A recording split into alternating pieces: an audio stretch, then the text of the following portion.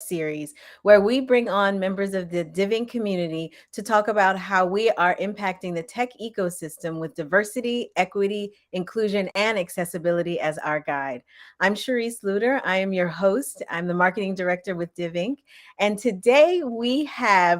Okay, I'm gonna you normally do my normal feed into and the normal little bit of an explanation, but I'm gonna let her do her own introduction. But we are so excited right now to have someone, a member of our Austin community here, Robyn Rodriguez. She's gonna tell you a little bit about her, but she's here because we are going to be talking about our partnership with Blavity.org Foundation related to the upcoming Afrotech conference in Austin in November.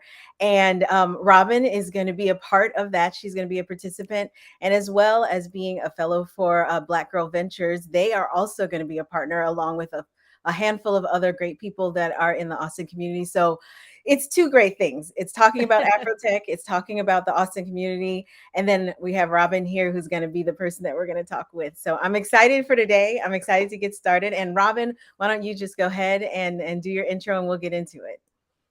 Yeah, so thanks so much, Charisse. I'm excited to be here, and also adding like focusing on minorities and women, right? Which are two of my favorite things to talk about. Um, so my name's Robyn Rodriguez. I am the founder of Her HR Help Desk. I love coming into the tech community because I think there's critical functions that are service based, but every tech company needs them to be successful, right? So similar to myself, HR consulting or finance support, operational support. So I'm always excited when the tech community welcomes in critical services to help founders be successful in their business. So at Her HR Help Desk, we help all founders, but I focus a lot on female founders and some of the challenges that females in particular face around, maybe, being a mom and a founder, or the challenges that women have in the workplace or in the tech ecosystem. So love our partnership with Divink as part of really me being so aligned with tech. I applied last year for Black Girl Ventures and was accepted to their fellowship program. It is Black Girl Ventures' first year in Austin. So this is like so great that we're partnering with you guys, and excited just to make an impact in the local Austin community. So thanks for having me. Oh, thank you for being here. I think the best way to start off with is just how did you become this? How did you Mm-hmm. found her? How did you really walk through your entrepreneurial journey to get to this point? Yeah, it's quite new for me. I've been a consultant for a long time, and I recently relocated from Los Angeles, California to Austin, Texas. There may Mm. be some Austinites booing me right now, but I'm here to stay, people. But in doing that, that created I basically, in moving, created an opportunity for myself to run a consulting firm in a little bit of a different way, where I Mhm. can focus on helping companies drive change in a different way, or helping smaller companies, really set themselves up for success from an HR perspective. And then what's interesting is my company really started as my HR help desk. And 4 months into my HR help desk, I noticed the trend that women kept coming to me, and there were specific challenges. Or when men came to me, they really wanted, it was a lot of this question of like, I want to take care of my people. I don't know how. I kind of Mhm. need that feminine touch, as I see it, right? That's that nurturing thing. And so I did a DBA to Her HR Help Desk. And, like I said, I mentor women with Young Women's Alliance in Austin. I took a women's leadership program at UT. So I think it was just naturally the universe said, hey, put the two together and make it happen. So here we are. Wonderful. And I mean, you mentioned a little bit, and I love to dive into it, the unique challenges that women entrepreneurs face when they're building their business and growing their business? What are some of those challenges that you're seeing and as you've been doing your work? Yeah, I think the biggest challenge is I'm seeing a lot of women founders take a lot of ownership for their team and their employees, and sometimes not making the best decisions for their business Hmm. because, we're very, again, nurturing, emotionally led. And so, if we need to give constructive feedback to an employee, right? How do we do that? If we need to terminate somebody, how do we do that? Or how do we have empathy and precision, which I talk about a lot, like Yes. guardrails that we operate in as a business so that we don't kind of create that toxic family culture in our tech companies.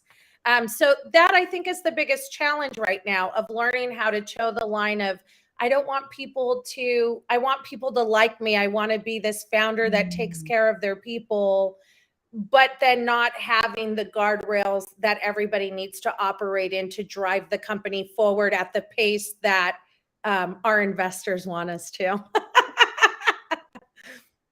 Got it. Got it. And I can definitely say I see that in the tech ecosystem specifically. As y'all know, we just launched our Women in Tech cohort in Houston, and we'll be launching another one in Austin next year. And Yeah. I think that was one of the key pieces that we've been seeing is how do you use the strengths that naturally come to women in the workplace because they are just as valuable and just as should be just as valued. So Yes. Yes. yeah, Yeah. absolutely. So, and I mean, and that immediately brings me to my next question about Black Girl Ventures, because I think they are in that same space and tackling those same issues. How did you get involved with them? You said a little earlier you got into the tech space and that kind of brought you there, but how did that work out? Yeah, so I was working at a consulting firm and I was consulting with a lot of tech companies, but I really was like, where are the women in this? And Mm, where are the minorities in this? And LA is quite a diverse market. So it really wasn't hard to find, right? Like, the venture funds that were working, the women working in that field.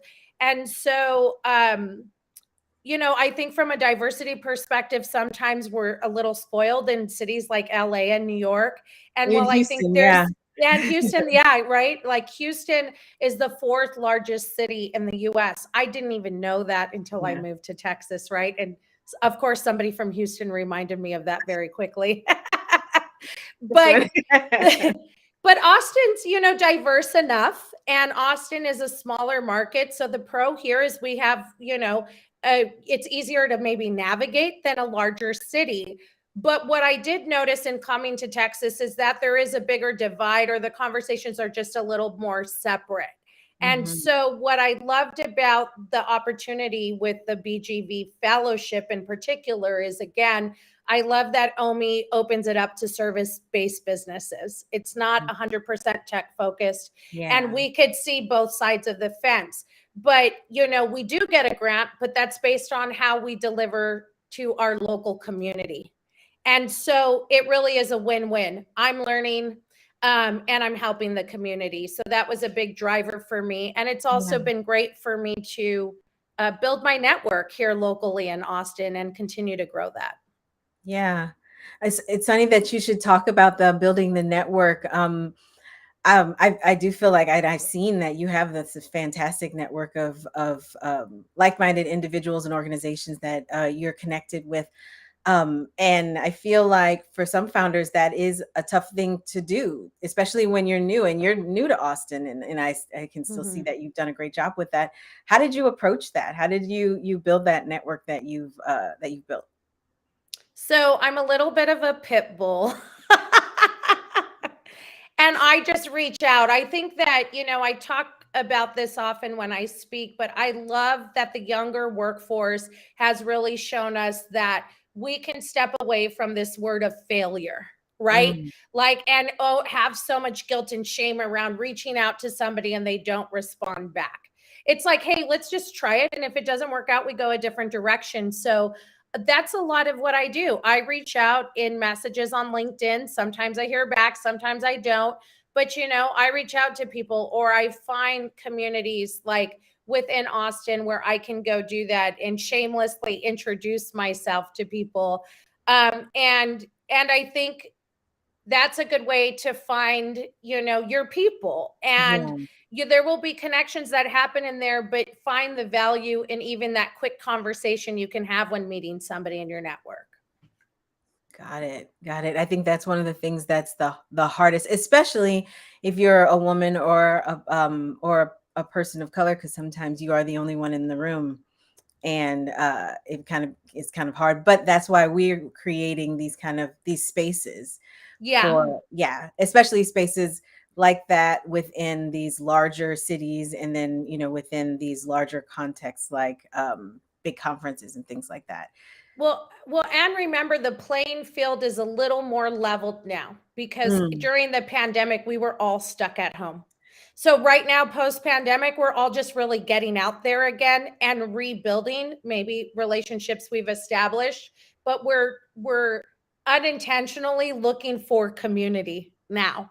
And so that's been great. It's like it's nice to meet people on Zoom, but you seeing them IRL, touching them post pandemic. We're all looking for a little bit of that. And so, again, I think that's made networking a little bit easier, people being a lot more open. So now's a good time. If you're not networking, start networking. It's a great time for everybody.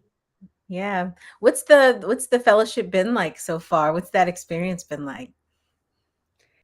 It's been fun. I think so. It's the third year of the fellowship, Mhm. but we've had some, we have great partners. Nike is a new partner of BGV, right? We have PIMCO, and we have guest speakers. So it's really been great. Also, I think the group is about 42 women in different cities that BGV operates in. So we have our local clusters, and then we have, these team calls. And so there's just so many opportunities to learn from other women's experiences and hear about others, Black and Brown, female identifying experiences in the space. Which, I mean, that in of itself makes you feel like, seen, heard, understood, um, immediate community. I'm imagining that's what you've experienced as well. Yeah, yeah, absolutely. And then, I love that BGV is open to feedback, right? So it's like, we talk about the fact that the fellowship, it's 3 years. 2 of those years, again, were in the pandemic, right? So as we get back out into the streets, like, what can we do? And like we said, having those in real life events, which, like Afrotech, our pitch competitions, things like that, I think that help drive community or re-energize that space for our attendees and our people. Now, tell me a little bit more about the pitch competition. I'm glad you brought that up. That's going to be happening Yeah. at the same time as Afrotech, just like our events. And yeah, tell us a little about that and for the founders that are watching. Yeah, so the Austin pitch competition is happening, but our other cities pitch competitions are happening now, right? And so founders can apply to the pitch competitions. If you miss this round, it's like ongoing applications, or you could sign up for the mailing list. But again, those come through. Our local teams vote on who we like for the pitch competitions. So it's other founders saying, "Hey, we believe in this founder." And then, the top founders are selected to come in person and pitch. And so I'm really excited about that, and hosting that again in Austin, because I think, like I said, we just create this excitement around these events that we're doing. Yeah. What are there any particular eligibility requirements for anyone who might be interested in applying? I'm not sure. I'll tell you what I think from my side. There are eligibility requirements. I don't know the list because for me, again, as a founder, when I'm looking at your stuff, and I think you need to have this in any pitch competition you do, right? But I look for like continuity of the brand. Like, Mm. is the picture looking good? Does it match the pitch deck? Are there clear financial goals? And what I love about your new program for female founders is building a pitch deck isn't easy, and we know that. and so, ask for help on those things. But I love the continuity of the brand, the founder's story. We just really want to connect to that. And I Mhm. think that ultimately gets you the money. So work on that storytelling. Look, I'm an extrovert, but I have to work on that too, right? We have to just have this consistent story we're telling that we believe in, and that gets us the checks. Yeah, I hear so many investors, so many angel investors, VCs talk about how, that being drawn into the story, and even just drawn into the personality of the founder coming through, and realizing, because the company may be so early stage that proof isn't necessarily there for the company yet, but that founder can prove themselves through their storytelling Hmm. and through the way they present themselves, and that might be the key to that investment. It sounds like that's exactly what you're saying. Yeah, and I think the barrier, right? I think we know the stat. Women Hmm. are not getting funding. Right. And then on the flip side, I feel like as women, as minorities, we want to overdo and overdo and overdo, but we put so much pressure on ourselves. Like I suffer from this perfectionism, analysis paralysis. Like my 100%. pitch deck is a slide deck right now with one page. And so, I really have to depend on feedback from other people. And that's where the networking comes in. Like, I'm not saying shameless promotion, but people will tell me, no, that's not a good thing. No, that's not clear. Being able to accept that critique, or that what we feel again is failure or negative feedback when we get it, I think is something that we as women and minorities need to get over, so Hmm. that we can push ahead, Hmm. and we can get past that perfectionism, and we can really, for me, as an older founder, I talk about this all the time. I'm Latina, I'm over 40. And, for me, my pitch, my sales, a lot of it's just sometimes realizing, like, hey, Robyn, it's not going to be 100% perfect. It will be close, and sometimes people don't even know that, right? Yeah. Is it perfect to us, or are we sending out a great message? I'll probably watch this back and give myself 40 critiques. Did I blink here? Did I do this? Did I do that? And you're on the other side, like, hey, Rob, This we're is just having a great. casual conversation.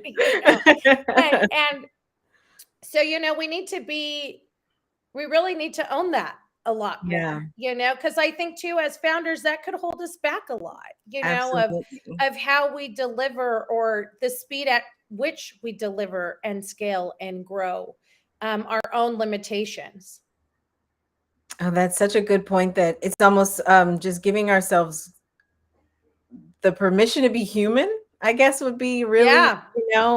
that it's not going to be perfect. And I think I know, like you said, I'm a recovering perfectionist as well.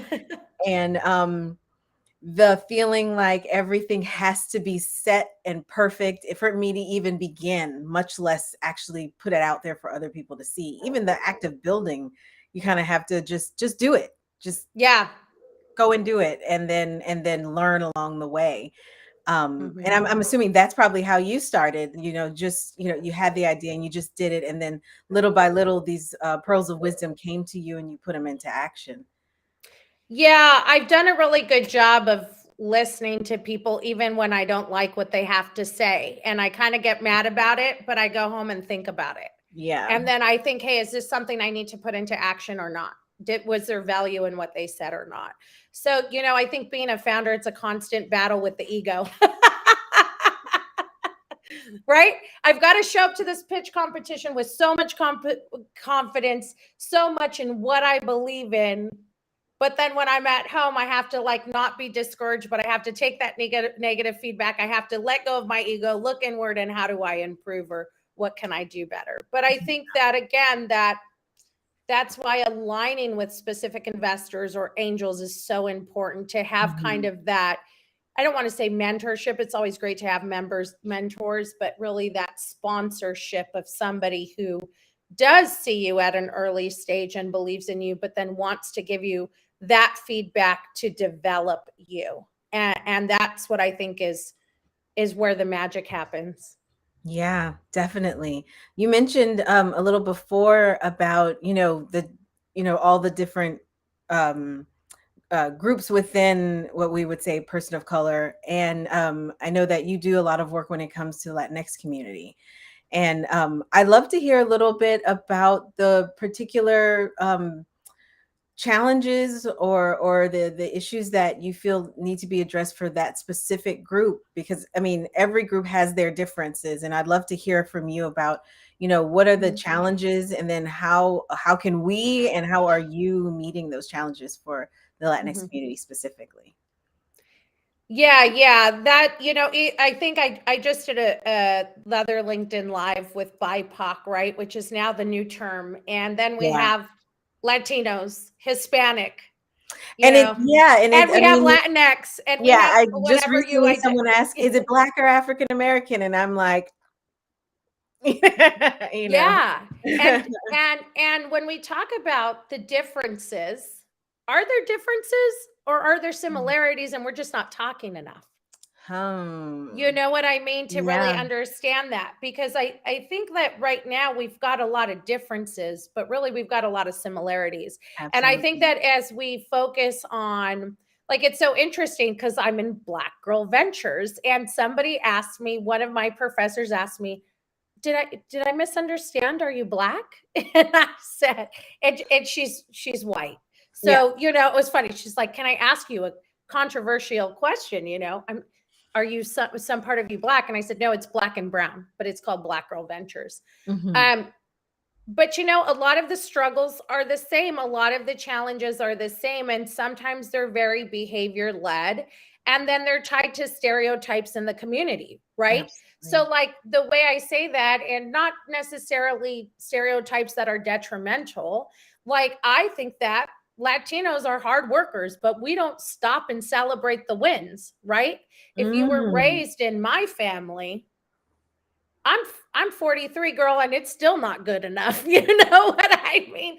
That's just the bar at how, we roll. Like, okay, we want better and bigger and goals and American dream, right? And is the house big enough? Is the car big enough? Is there, those are ways that, the older generations identify success as the American dream, right? Right. So I think the challenge is operating, living in the middle of that world and the world we're creating today, and Yeah. how that looks different, right? Latinos got to go home and educate their parents a lot of times on, like, no, this isn't how it works, or especially Latino founders, right? Either you have Latino families that are either work focused or education focused. You have Latino families that are be an employee, or we've been entrepreneurs, right? Yeah. And Mhm. so I think the challenge is that if your parents aren't entrepreneurs and they're employees, they're scared to death. Like, Mija, what are you doing? Like, starting a business, like, you don't get a paycheck. You don't have a 401k. You don't have a retirement. Like, or you're trusting somebody else to be your investor. And so it's almost sometimes not the work you got to do when you're in the room that becomes overwhelming. It's the additional layer of the work you got to do when you're not in the room that becomes Oh my overwhelming. goodness. Someone write that down, because that is so true. Yeah. And as you're talking, I am also seeing the similarities. I am also seeing in the Black community, same, the entrepreneurial lifestyle in general, in our society in general, is still very seen as very different and alternative in some ways, and working for Yeah. yourself is it's becoming more normalized, but it still comes with this level of "Oh, you should be worried. Oh, I don't Yeah. know," this apprehension, that type of it's greeted with that. And so yeah, I'm definitely seeing those Yeah. similarities that you're talking about. And then as you build success, and I talked about this on my Built by BIPOC, it is Hispanic Heritage Month, but again, having to live between the two cultures sometimes, I grew up in a not a terrible neighborhood, but there's just a lot of Latinos in the neighborhood, and they're middle class or lower middle class. It's just the economics of what I grew up in. And so as I've become more successful, it's the challenge for me internally. It's like, I'm not brown enough and then I'm not white enough, you know? So I'm in this ambiguous state in either room, Yeah. you know? And Yeah. that I think is going to be the challenge of until we're in this kind of new world of work and this acceptance of things can happen differently again. And that's what I'm talking about. Those are things we're navigating in the rooms and outside of the rooms, at home, in our personal lives, with our families. And that's challenging. And I Absolutely. don't have kids. Now let's add kids to that, right? Like a female founder that has kids, and and and the challenges of them showing up for their children and showing up for their investors and showing up for their family and having to constantly drive and live in this story. It's overwhelming, right? I'm just talking about it like gonna book a spa day. Yeah. But it is so overwhelming. I mean, that takes a village message. It's so true because, I mean, even in hearing you say all that, it I would imagine, I feel this for myself, but those who are watching, just knowing they're not alone, just Yeah. the sheer fact that I'm not by myself in this and that someone else is experiencing, and that means that what I'm experiencing is normal. I'm not broken. I'm not doing this wrong, or some piece of the key element is missing for me. This is normal. And this, Yeah. Yeah. And also, I'm not saying we need to create safe spaces to have these conversations. I'm saying be brave and have these conversations. yeah. Because Anyway, when we're not brave, that's why you're saying there's differences. But like I said, sometimes I'm shameless, but that's why I see the similarities, yeah. you know, because then I start to see, okay, is it a Latino thing? Is it a Black thing? Is it a female thing? And that includes white females or Asian females, you know, or Indian females, like, you know. And so if you're not understanding the different people's experiences from different backgrounds, because we're not being brave enough to have these maybe sometimes uncomfortable conversations, we're not seeing the similarities to drive that forward.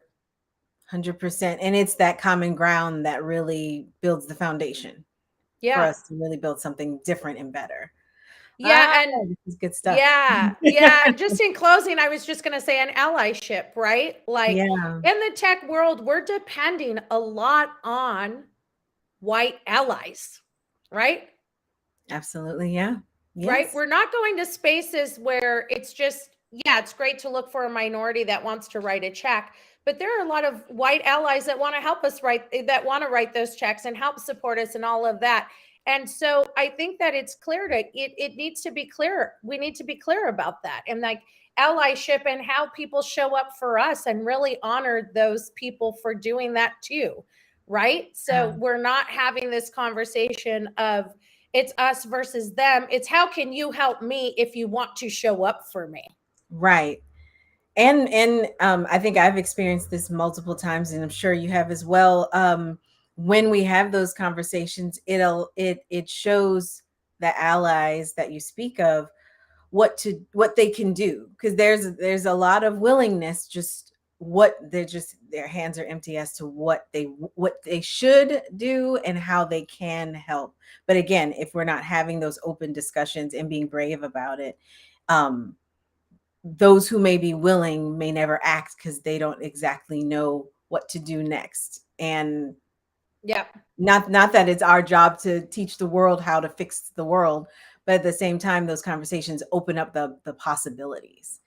Right. But like I said in the last interview I did, Hmm. it's not my job, but if somebody picks me to do it, I'm gonna do it. You want Right. to ask me You my get opinion? You're positioned. gonna get Yeah, it. you're If gonna I'm get if I'm in positioned. the position to make an impact on one person or more than one person, I'm going to do it. Yeah. You know, and that even if that's, you know, just showing that ally, like, hey, this is where I'm coming from, and having them think, wow, I didn't think about it that way, or I get where Right. you're coming from. That to me is a big win. It's a two-way conversation, you know, and that's where I think coming back in real life and at these events, we get to have two-way conversations. I think a lot of these are great, but I want to hear what the founders out there are thinking, right? I want to hope that we're getting them to think a little bit differently about how they operate tomorrow and the next day to help them be successful. We really could keep going. I Yeah. could keep going. You and I go all the time, Cherise. I mean, So really, thanks for having me. Yeah. but like I said, we're going to continue this conversation during our events during Afrotech. So, Yeah. like I said, Robyn is going to be one of our panelists for our women's event that will be on November 14th, but we also have an event on November 15th, and you can visit divink.org/events for more information about those events and to register. So please do that. Please connect with Robyn, and I'm guessing the best places for everyone to connect with you is on your social media, right? Yeah, I really love LinkedIn. If you want to reach out to me on LinkedIn, shoot me over a message. I respond to all real messages on LinkedIn, right? I Right. don't need any more lead generation. So, if you're looking for, that, it's not going to happen. But do that. Join us at Afrotech. Pull me aside. You can go to herhrhelpdesk.co, schedule a 30-minute chat for us. I am here to support everybody with whatever they need. I cannot wait to continue this talk in November. Yeah, I'm excited. Gonna be so good. It's going to be so good. Well, thank you, Robyn. Thank you so much for giving of your time and having this conversation with me. And like I said, he's gonna keep going in November. Please check out the rest of our videos. We have a whole playlist on the Div Inc. YouTube channel where you can see all of our Lunchtime Linkup series, all of our interviews with our founders and our partners and other members of the Div Inc. community. Thank you so much for spending some time with us. Until next time, have a great day.